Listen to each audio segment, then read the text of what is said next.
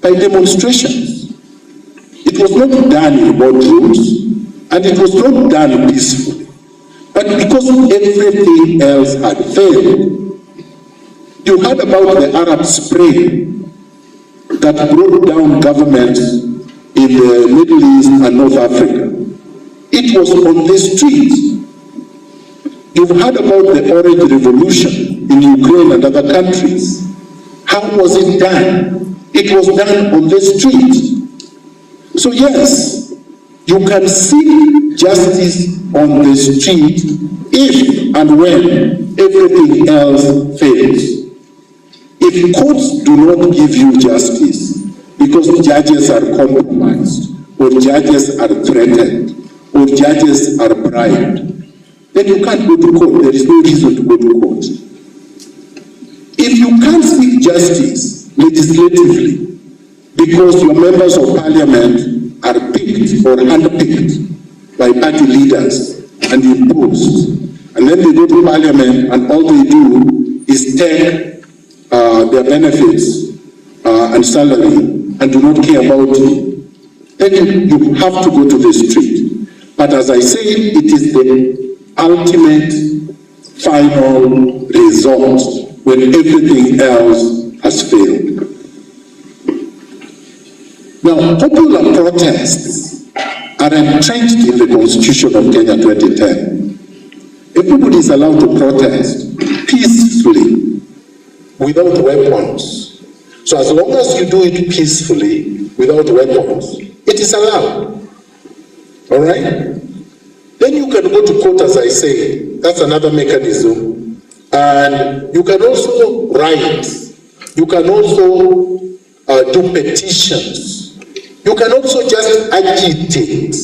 You've seen these people that just stand in Uhuru Park or wherever it is, Jivanji Gardens, with a megaphone, and they are talking. That's part of agitation. It's legitimate, it's allowed. You don't have to be a politician to be a leader. In fact, in Kenya, most politicians are not leaders.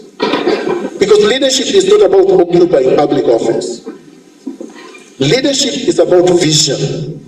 Leadership is about the ability to guide, to advise, to be able to represent the aspirations of the people towards a higher goal.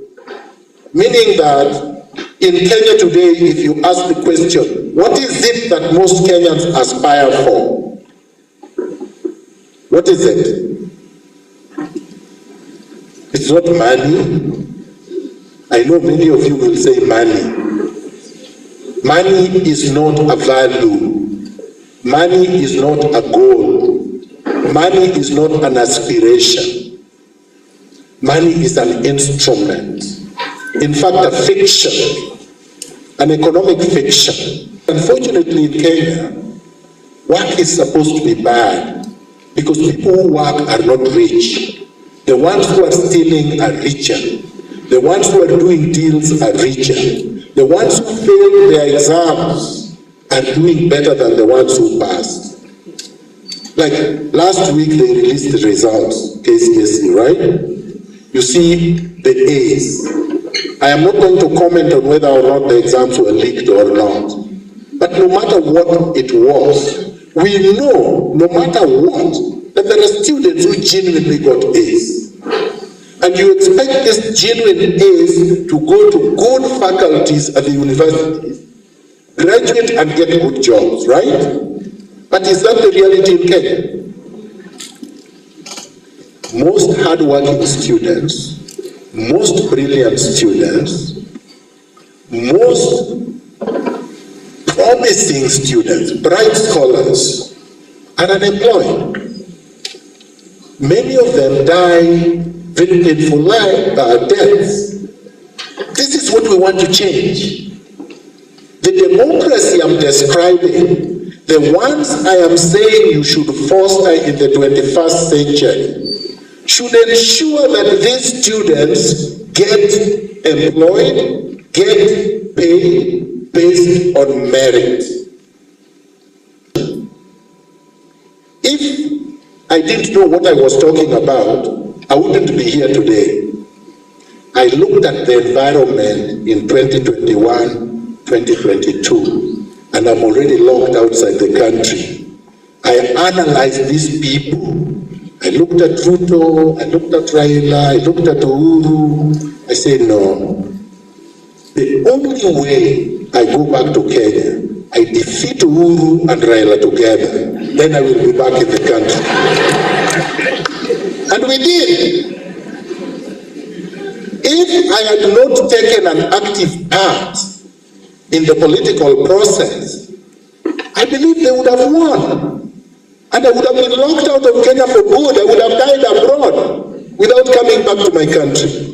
So no matter how little you are, no matter the modest abilities you have, it all adds up.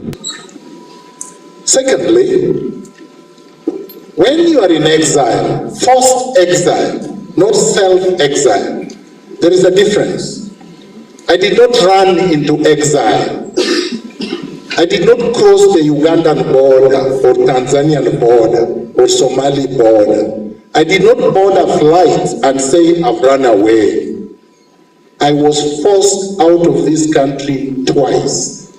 One of them while I was unconscious. Did I keep quiet? You know, I think my evidence is self-evident. I did not keep quiet when I was at the airport when they tried to push me away. I did not keep quiet when I reached Amsterdam or when they dumped me in Dubai and I was unconscious. The moment I regained consciousness, I spoke. And I've spoken every single day for 5 years. Who has ever done that in this country? Just mention one.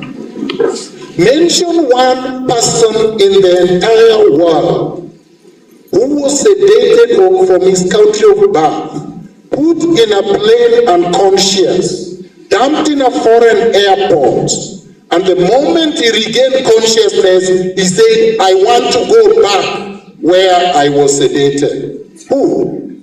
There is none. And this is a historical fact. So it is always good when you're asking questions to be correct. Factually correct. Because I am famous for deconstructing untruths. I have a PhD in deconstruction. All right? Yes. So I never kept quiet. I have never kept quiet, and I will never keep quiet.